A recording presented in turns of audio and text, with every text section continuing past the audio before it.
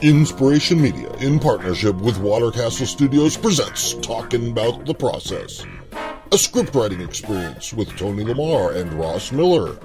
Hey everybody, got this up here, Tony Lamar and my buddy Ross Miller out there in California. Ross, what's up? Hey, I'm here. We need more energy, I heard, so I'm giving yes, more energy. So check it out. I think on this particular episode, I got a lot of energy because we're going to talk about, I've been waiting for all year to talk about, welcome to About the Process with Tony Lamar and Ross Miller, and we're going to talk about Star Wars! Star Wars! All right. Well, we all know this is the 30-day mark for the new one that's coming out, Episode 7 of The Force Awakens. Start saving your money now, kids. It's going to be about $30 to get in the theater. Not for me. It'll cost me $6.90. I'm going to the first show on Saturday morning. Dressed as a child. I don't care, because it's going to be one of 1,000 times I'm going to watch this movie. I still watch Phantom Menace every so often, just for particular scenes. It's sort of like a self-flagellation kind of thing. Well, it's more than that. It's still Star Wars. It's like that uncle that we don't want to talk about. He's still family, but hey. That's like saying, yeah, I like to go to the deli and kiss the tongue because, it might be a dead piece of cow, but it's still tongue, It's like... So the whole thing about this particular episode is, it's about Star Wars. For me, I can say I was there when it first came out. I was 7 years old. Yep. And I think I listened to everybody's story about how they saw Star Wars and blah, blah, blah, blah. But I still think, it could happen to me. I think it's the best story that can happen. I had no clue, ladies and gentlemen, about this movie till the day we went to the theater. It was my first time seeing a long-ass line around a block. I never saw that much chaos over a film. I'm used to a military base. You go there for 2 o'clock for a matinee show. You just walk in. It's like going to a restaurant. It's not going to be nuts, right? So imagine going to McDonald's and there's a line around the block to go inside that place. It freaked me out. You know what I mean? Mm-hmm. So I asked my dad, "What the hell's going on? Not what the hell's going on." Hey, Dad, what's going on? What the fuck is the matter with this scene? And I go, "What's up with this line?" He goes, "Just wait. You just don't worry about it. Just wait." He wouldn't even tell me. So it was, and my brother, my dad knew exactly everything about the bull-up of this whole film, but I didn't know. So when I was in the theater and that movie started, and that shit went over, my jaw dropped, and I was just taken away. When I came out of the theater, I just, Star Wars! And till this day, I still feel the same way about it. So what about you? I had a different experience. The neighbor around the corner from us, we had these Cuban people that lived around the corner, the Rojoys, and their mom worked for Fox. Oh, really? And my birthday was in January. The film came out in May. She managed a screener, not a screener of the whole film, but of these very extremely iconic clips that we had no idea what was coming. I was just turning 7 years old, literally. All right. And this thing got played. It was maybe 5 minutes long, if that. It was. I think they actually released the exact same thing on. There was a movie like the Viewmaster, but it was a movie player one. Yeah, really? They released the exact same thing like years after the movie came out, like maybe the next year or a couple years later. Mm-hmm. But yeah, so I got this little preview thing of this thing that was coming out. Dude, let me tell you, I was the hero of the neighborhood for quite a bit. I had some serious bragging rights. And the crazy thing is, it wasn't me, it was my neighbor's mom. It had nothing to do with me or my family, anybody. You know what I mean? But it was literally, but you reaped the benefits of it. It was exactly, I reaped the benefits because it was at my birthday party. So then, again, I'm 7 years old. I go to the movie with my mom. I love my mom, but she's not the person to go see movies with. I don't know anything about Star Wars. You know what I mean? I'm just like you. I'm seeing the ship come overhead, all this stuff. All of a sudden, everything starts going crazy, and the guys are running up and getting in position. She goes, "Oh, are those good guys or bad guys?" I'm like, "I don't know, Ma. I just got here with you." You know what I mean? Like, I don't know what to tell her. I didn't read the book, Mom. And the robots come out. "Oh, well, who are they?" "I don't know." I'm like, I don't know. The Darth Vader walks in. "Ooh, who's that?" I still don't know. I couldn't. And this went on for the majority of the film. I had to come back with my neighbors a few days later so I could watch it, through, so to speak. What's a Womp Rat? Oh, I'm serious, man. Dude, that would drive me crazy. I can tell you honestly, I remember I sat in the theater, the Cornet Theater in San Francisco, and I just remember the whole audience was like, we're all on the same page, because everybody reacted the same way. I mean, there was quiet, cheers. It was just insane, the whole experience. The funny thing is I experienced that, but with Return of the Jedi. And we'll get to that. What happened was basically my neighbors were like, "Hey, we're going." It was opening night. I was 13 years old. I'm like, "Yeah, I'll go." You know what I mean? I was into it, but I wasn't like crazy about it. And that's so I didn't go opening night for Empire. I was like, they're doing another one, cool. Sequels. They'd never been a big thing for me even when I was a kid, but I love the films. And so the third one's coming out. My friends are going. I'm like, "Yeah, let's go." And I ended up going to the UA Warner Center. And it was the exact experience you were saying at 7, where it was literally the line around the block. I'm like, what the hell is this? Why is everybody, you know what I mean? And everyone was cheering when the robots came on, and they were booing when, they saw stormtroopers, or, you know what I mean? They were really into it. It was definitely a very different experience. Well, I saw Return of the Jedi in L.A., and I think mine's a little bit funny. It's a little funny. My brother got married the weekend it came out, either the weekend or the weekend after it came out, and we haven't seen it.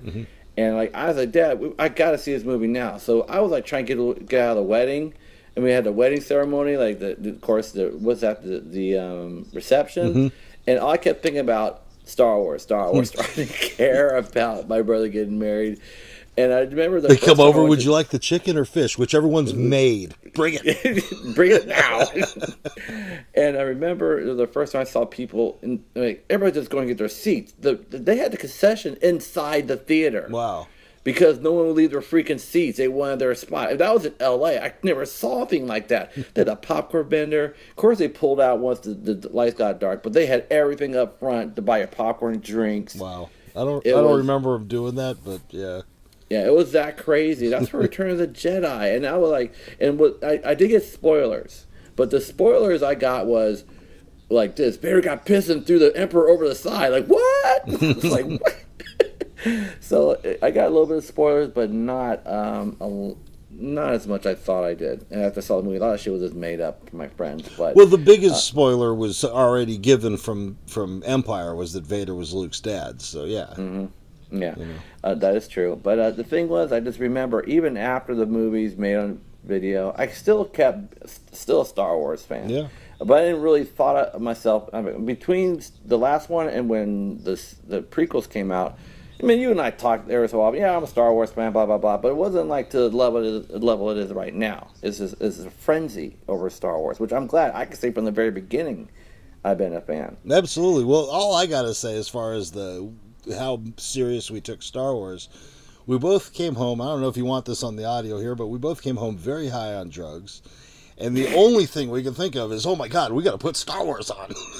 Did we really do that? Yeah, we watched Empire. That was where we started coming up with the ideas of how stressful it would be to be working on the bridge, like just happy thoughts. Dude, that was so funny because I was watching the kids this past weekend, Empire Strikes Back, and I started laughing when I saw those guys down there because I was thinking about what you and I said about it. But and that was an LSD moment. So this just laughing or like, oh my God. Or about how the stormtroopers, we asked, do you think they had to clock in before they shoot a rebel? Like, I'm on the clock now. Oh, hey, it's my break. Sorry, I can't shoot you anymore. Because they are basically employees. You got me on overtime again. This Endor planet is irritating the shit out of me. Man, the Emperor's always busting my, oops, happy thoughts.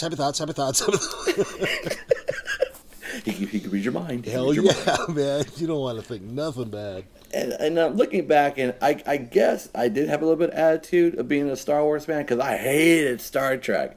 And I think I really gave it the college try because I don't want to really dwell on Star Trek, but I just remember I gave it a chance on the cartoon.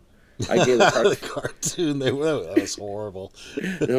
I watched some of the original episodes. I found it boring as hell. I just couldn't get into it, right? But I did like the second one. Well, I always said I liked Star Trek for the cheese. I liked the TV series for the cheese, which when Star Wars came out, like, it was a different entity. It was a different genre practically.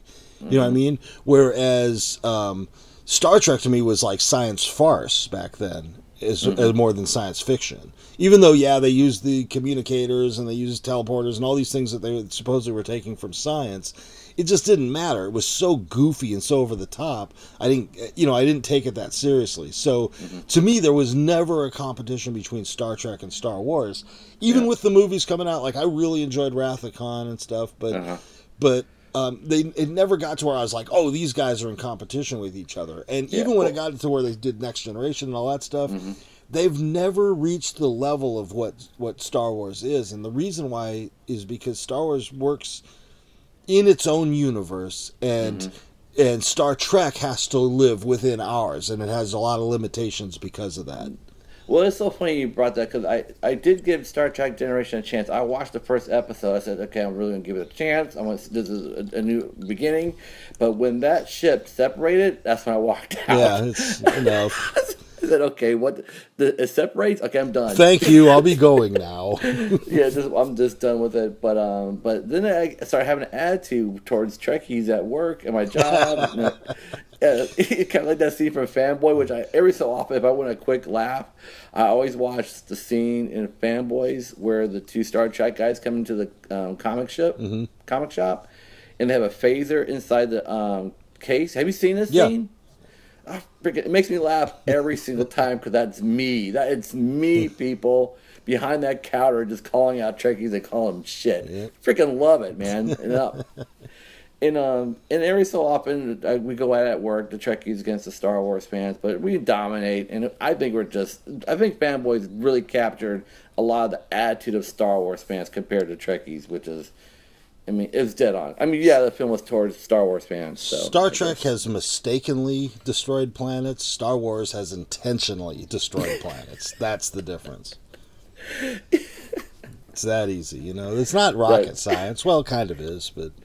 I love that analogy. It's perfect. Yeah, you did it on accident, but guess what? They did it on purpose. This is like, you know what? Everybody and they even addressed the fact that there was a lot of lives on that planet. They weren't fucking around, man. And then there was rumors that are going to start doing a prequel. This is the beginning of internet. Because I remember I was following as much as I could on the internet when they started filming the prequels. Mm-hmm. And dude, I really had high hopes for it. Yeah.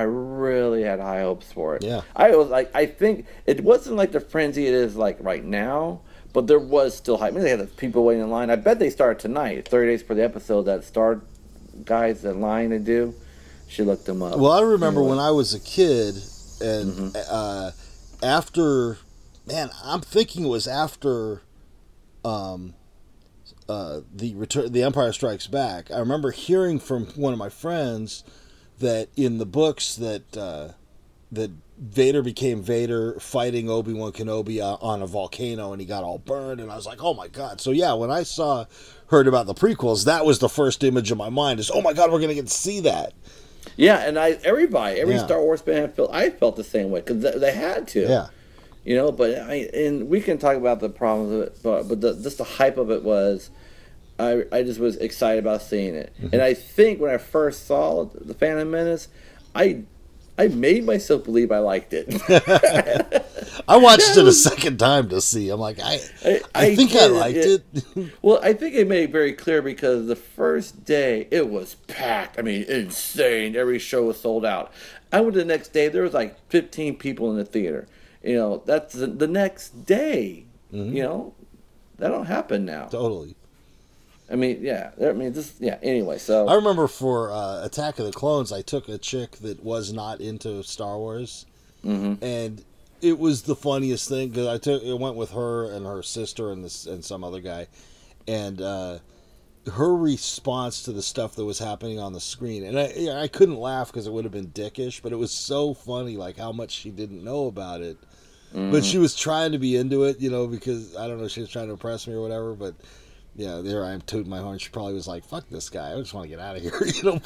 But honestly, we were watching things. She's like, "Oh, look, it's Yoda," and she was like so happy about some of the dumbest things. I'm like, "Oh my god!" She's like on a tour, just like a ride. Wow, exactly. I've seen these characters on cereal boxes. I've seen a toy of Yoda. I've seen that toy. Yeah, I got the Ghost of Obi-Wan. I got that. Yeah. Oh my goodness! But but that's just the it's funny how people do see things on different ways. Like it was asked of me once, what makes a nerd, and I thought, well, first thing is you have to really care about shit that absolutely does not matter. That's the number one quality of a nerd, and we get into this. We get into discussions and debates, and Yeah, I mean, I always been this way. Even in high school, I thought I was the coolest nerd. I think I was the only nerd that had sex. I think that's how cool I was. I was ahead of my time, people. He was getting ahead of his time, is what he meant. Yeah, exactly. Because I really thought the stuff I was into was really, really freaking awesome. And the fact that the stereotype of nerds of being losers and whatever, I said, I sure as hell know that's not me. But I'm glad. I mean, it's now at the level how it is now is how I thought back in high school. The idea of you being into computers and the things you were into back then, that doesn't lead you to being a nerd. I think the thing, and not so much the nerd, but the loser nerd, the unsexual with the ladies, awkward in social situations, that kind of person. Mm-hmm. You don't become that because of the things you like. You don't. Star Wars, Star Trek doesn't turn you into that. What happens is you start out that way, and you gravitate towards the things that help you to deal with people less. Yeah, and it's out of this world. I mean, the fish out of water. I mean, that's what all sci-fi. And even the computers. You don't have to talk to anybody when you're dealing with a computer. Which is one of my things. Like the new MMOs. I can't stand those games because I hate having to cooperate with people. Give me a gun, let me shoot them. I don't want to have to deal with your ass other than that. But see, that shows, you're a different type of nerd. And because, that's all they talk about. Because, for example, Star Wars, two things happened today in Star Wars history. I don't know if you know this. One, it's not history, but the new Star Wars Battlefront came out today. Oh, yeah, it is, 17th. So everybody at work, hey, we got the game, let's play tonight. And they asked me, they're like, how come you don't have the game? I said, well, I'll get it later. Because I have other things to spend money on. Yeah, and they're like, we're all going to play tonight. I mean, that was literally everybody was going to play tonight. I'm like, well, I won't be there. Yep. But the thing is, they all like to be a team. They want to work together. Like you and me, we'll play one-on-one all day. We'll kill each other all day long. Absolutely. Yeah. But the whole thing makes up for all the times I can't do it in real life, man. I know, but the thing is, and also today is the, I think, whatever anniversary of the Star Wars holiday special aired tonight. It's Life Day, the Life Day special. Yeah. That's today also, and mark on that. I still haven't seen it. I don't know what. I looked at the timeline. That came out a year after Star Wars came out, and you know what? I don't remember watching that because I saw little clips of it. I was like, I don't think I've seen this. I must have missed it. You are missing the best work B. Arthur ever gave. I heard that she sings in it or something. Yeah, she did. It's really terrible. The thing is with the holiday special, it is what corporate executives think people want. You know what I mean? That's not a Lucas thing. That was somebody else taking the reins. And that's one of the reasons why Lucas doesn't want it out there, because it really wasn't his creation. Mm-hmm. And I think that he should update it, though. I think they should do a special edition, what's the guy that's from Reading Rainbow that can have that dude play B. Arthur's part? And I think they could redo it. They could do a special edition. He changes everything else, right? Yeah, I guess so. And the thing was, I did remember buying a VHS, every time a version came out, I was buying it, and it got to a point where I got done.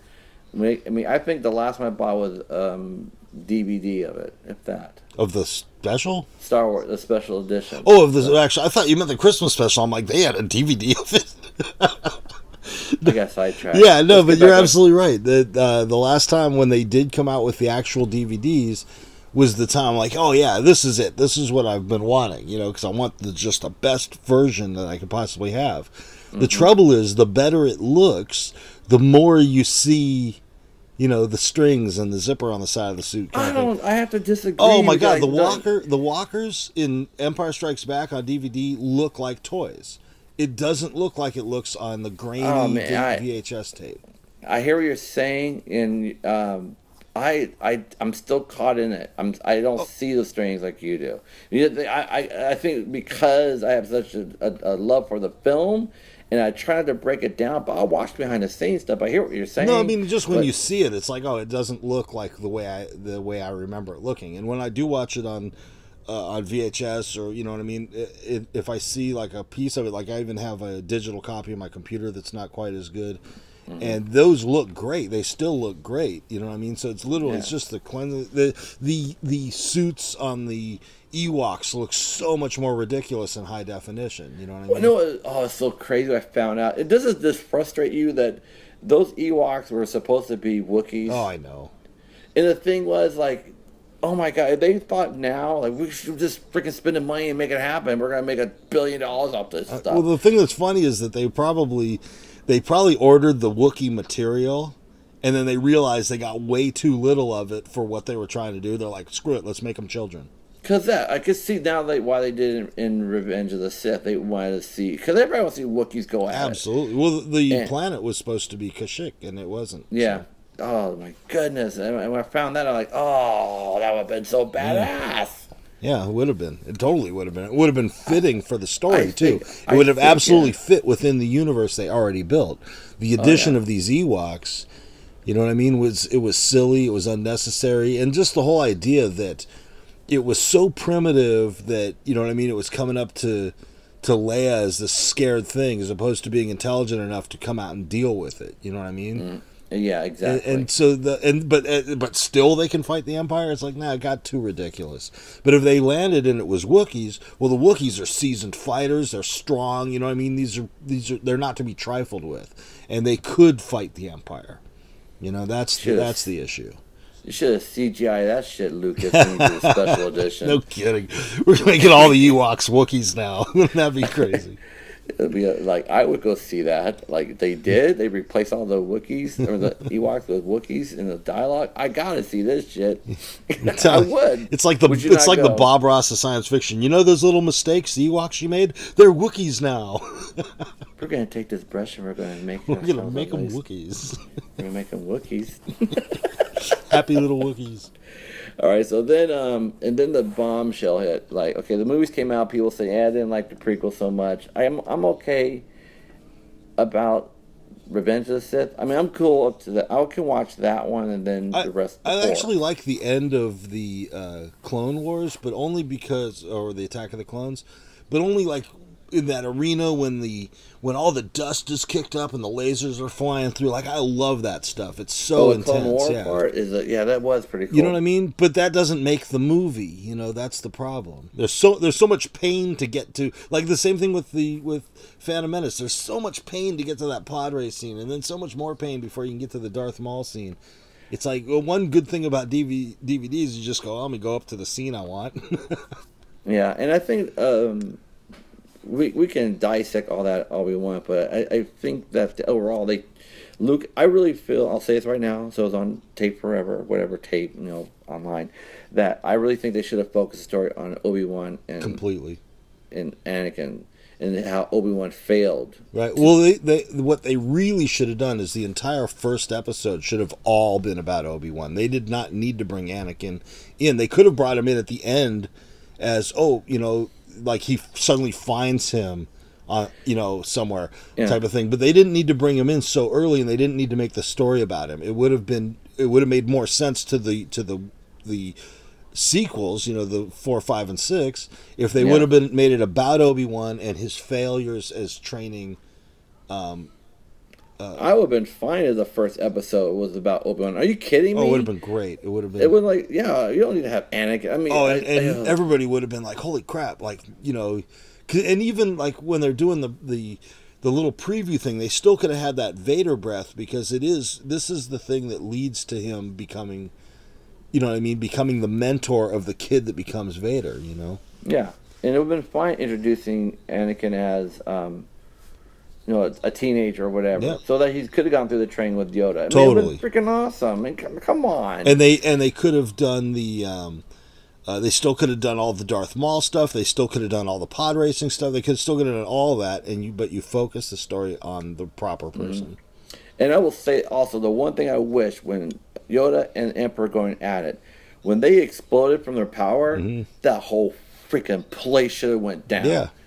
I would come on. I would have just lost. I would have freaking just exploded in the theater myself seeing that, because that's, you really wanted to see them go at it, and the Force should have been, and the Sith going at it. That whole place would have been leveled, and it didn't bring up a notch. It'd been cool to happen during everybody in that room trying to escape. Yeah. Because then everybody's like, "What the hell's going on? The Jedi's trying to kill the Emperor! Oh my God!" I mean, come on. Yeah. That would have been insane. Which And which even would have given more reason why Yoda goes into hiding, because everybody thinks that he was the one that instigated the assault. Can you not? I'm sure we're not the only two people who thought of that. Yeah. I hope not. I would. Lucas certainly didn't think of it. Lucas, I'm in the reading room. Say, ooh, wait a minute. Can we stop for a second? I know you own all this, but you really need to hear me. I got it. I love you, Lucas. George, I'm telling you, I would be so honest with you. Don't do this script. Yeah. Let's stop for a minute and talk about what you want to make here. And that's the thing, is they completely could have cut out the Emperor stuff about how he's manipulating the behind the scenes. Like, they didn't need that stuff. What would have been interesting is if you meet him when he's already on his journey. Like, he was just elected to the position of Chancellor, that kind of thing, or what. And that's where it all begins with Palpatine. You didn't need to go into he's this diplomat, and he was this guy, and he was, I hate to say it, but the prequel is a great first draft of Star Wars. I mean, if he had a chance to let someone else read it and rewrite it and work on it, take some of these ideas and condense it, how about we expand on this, it would have been a much better series. I really think so. And then when they announced that Disney bought Lucasfilms, and I totally what? And it happened so quickly, and then quickly announced after that they're gonna be Star Wars 7 coming out. They're gonna do 7, 8, 9. I have to say I was stoked. Me too. Well, the fact that Disney's buying so many licenses, but they're doing them justice. I got hope that they are going to actually do so. At first, I was concerned. I wasn't, because here's why. Because that Marvel's doing well with it. No, was it happening yet? Yeah, Marvel was happening. I really felt that Disney was doing a good job with Marvel then. I think that's what made me really believe it, because they left them alone. And then the fact that they brought Abrams in, and I'm like, well, Abrams actually got me to like those others. I know people have issues with them, but I like the Star Trek films for what they are, what he did with them.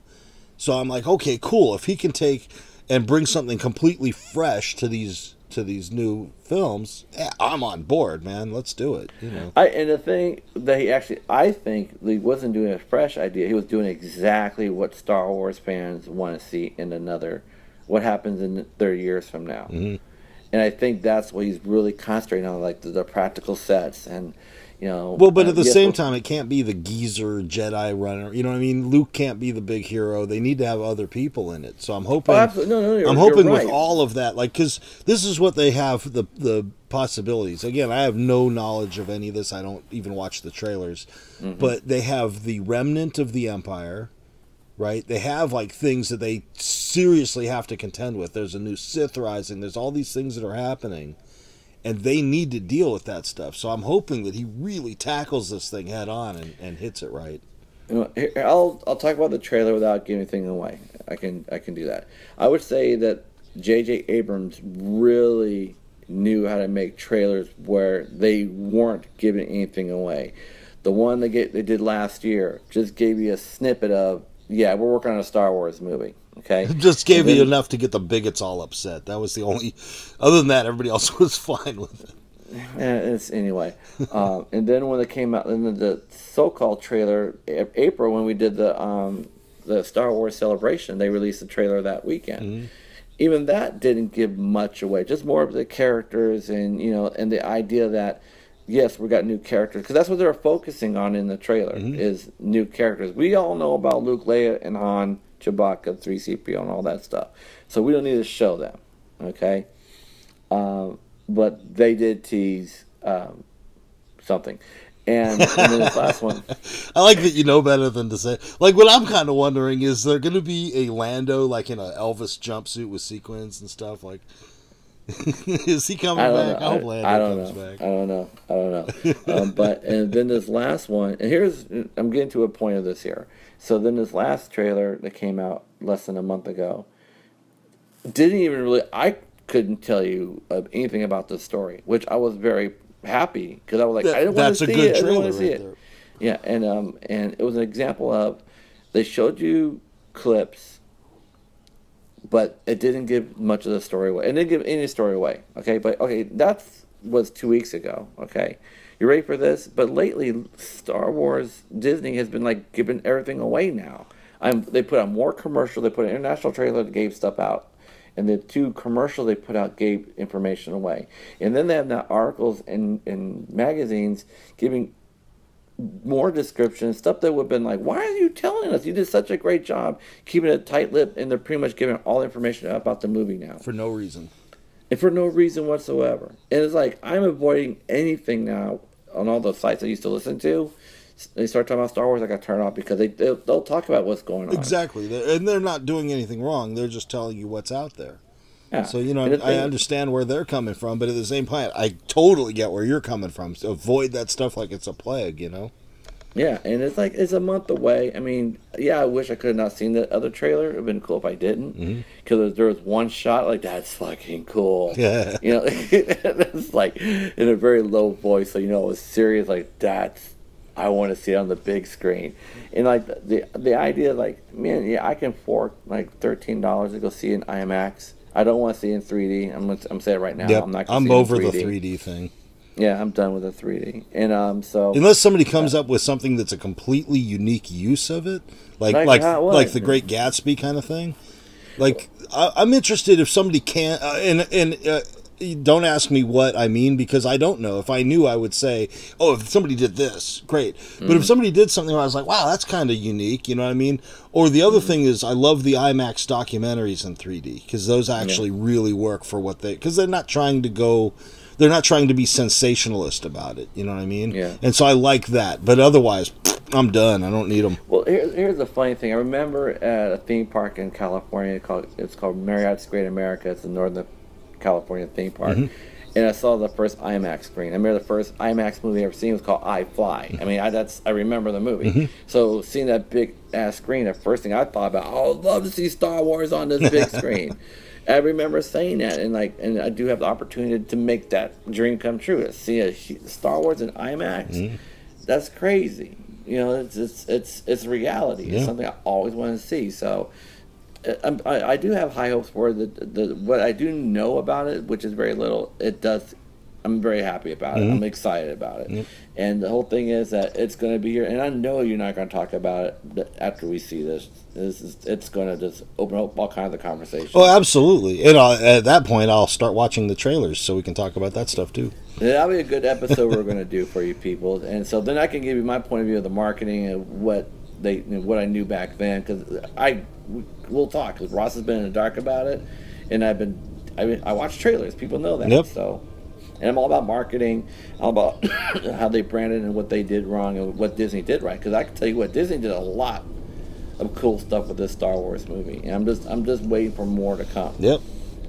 Like 30 days. Yeah, 30 days from now, people.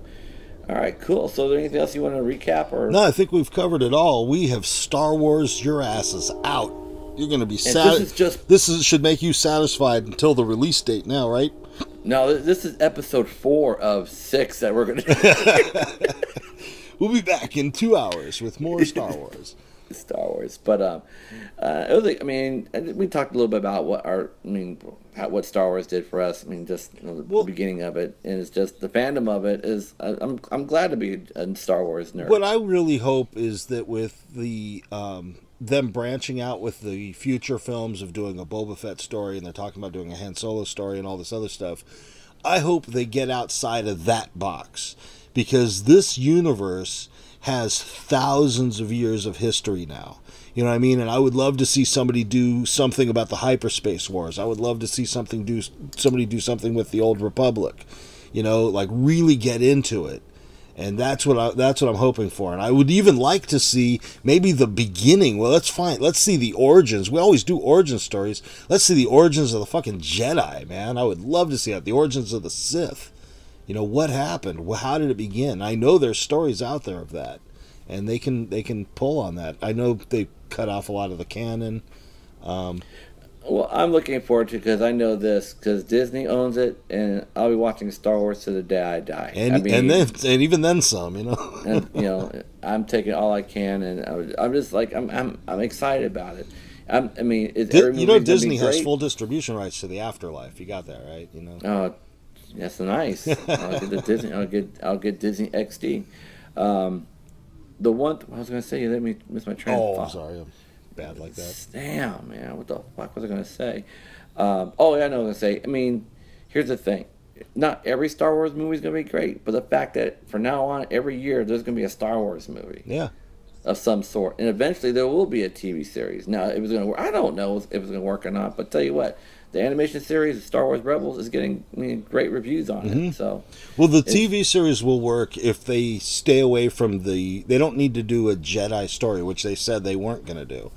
And I like that. That's exactly what it should be. It should be the story about the universe where the Jedi might come into it here and there. They could, you know what I mean? If something happens, something really major happens, and they have to either be called in as diplomats or soldiers or whatever you know what I mean? And I like that. That's cool. Or they come in as guardians or whatever. But they don't need to be in there. They really need to just tell us. I'd love to see, like I always keep saying about the video game, they were supposed to make a game called 1313, which basically just followed a guy. Your character was somebody that lived on the 1313 level of Coruscant. That's the slums. That's not a good place to be living. And it's what did he do to survive? This is a gritty ass universe. You know what I mean? If you love Blade Runner, this place is just rife with that kind of story of people trying to make it against all odds and dealing with, you know, replicants and droids and villains and scoundrels and all of that. And I'm glad you brought that up because that's one of the reasons why Disney nicked that particular project because they're trying to get away from that dark and gritty image. That's why they pulled the plug on that. Well, that project. saddens me because that's where they need to dive into. I'm just being honest. That was the reason why they pulled I appreciate that, but that's like I said. Yeah, because the idea is this: what Star Wars is trying to do from this point on, the lore has already been set. I mean, they're looking at just the movies as the timeline as they go forward. Okay, so with that in mind, everything it's been set in motion from episode 1. So 1 through 9 is going to cover just that timeline. Right. Anything after that, they're going to still try to stay away from that dark and seedy thing because they're making it very clear they're not going to make anything with Princess Leia's slave outfit, which is fine. I don't give. No, they don't even need to go that route. They don't have to go into slavery or any of that stuff. Yeah. There's so much more in this universe than that. Well, but that's with the grit. It makes it interesting with the grit. Because think about it. If you didn't have the grit, we never would have found Han Solo. Yeah, and you're right. Well, here's the thing. We got the Rogue One and then the Han Solo anthology, I guess they're going to do. I'm not sure if it's going to be one storyline or a bunch of little itty-bitty ones telling about Han Solo. I don't know. They should do it like Indiana Jones, where they started off with one adventure and then it finishes with another adventure. That would be cool. That'd be cool. I mean, then Boba Fett's one I'd like to see. And here's the thing. What's going to happen after 9? So that's going to be the big question. Because, I mean, are they going to do origin stories on all the characters? Eventually, you're right. They may have to go through different storylines to tell. They may go and announce, hey, after this comes out, we're going to talk about the Old Republic. And a whole new series. There's lots of opportunities we don't know. I say we will know more about it when we're talking about when they start shooting number 9. Then we're going to start hearing information about what's going to happen after this. That's, because you got to think Disney got freaking Marvel and Star Wars. They just freaking cornered the market for the next freaking 100 years. Yeah. Which means we'll be doing these podcasts till the end of time, ladies and gentlemen. So I'm telling you. So get your seat and get your coupons. Grab some corn and get ready. But I'll tell you about. We'll come back next time when we're going to talk about the games of Star Wars. The games? Yeah, the video games. Oh, okay. And that'll be next week's episode. Yeah, we will talk about Star Wars again. We're not sure how soon.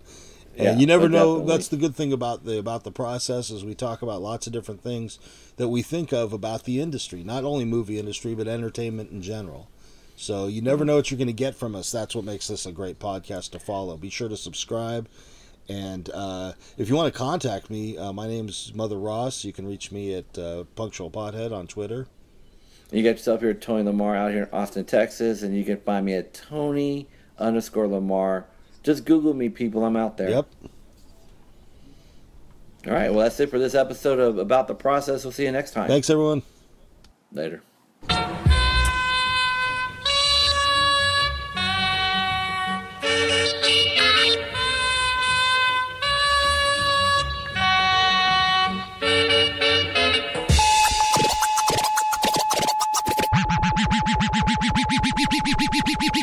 Strictly rubber dubbing at the pub.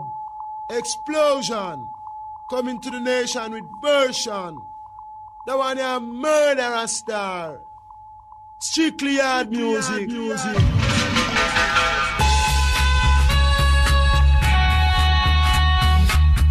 have been listening to Talking About the Process with Tony Lamar and Ross Miller. See you next time.